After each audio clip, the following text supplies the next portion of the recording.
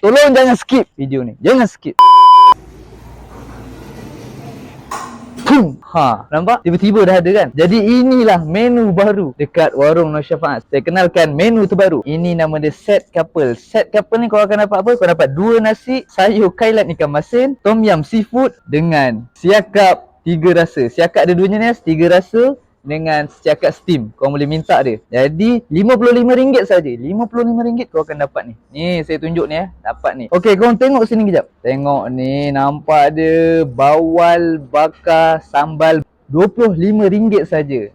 Bawal memang besar. Ikan pari bakar. RM25 kau akan dapat macam ni. Dapat 2 ni.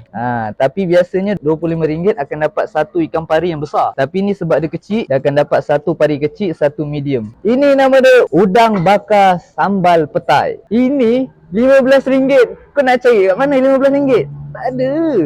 Nampak adanya petai ni. Okey, korang tengok sini. Dia punya tom yum campur dia. Nampak? Kau akan dapat apa? Kau akan dapat udang 2 ekor. Dalam ni macam-macam bahan. Dia penuh dengan bahan. Dia bukan penuh dengan sayur Tak. Dia penuh dengan bahan-bahan makanan yang kita boleh makan yang sedap tu. Saya nak review ikan dia pula. Okay, saya potong sikit. Yang ini ikan siakap 3 rasa. Bismillahirrahmanirrahim. Mula-mula kita rasa kuah dia. Bismillah.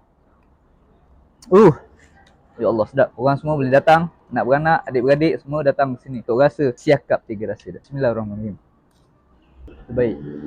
Okey. Datang ramai-ramai ke warung Nur Syafaat.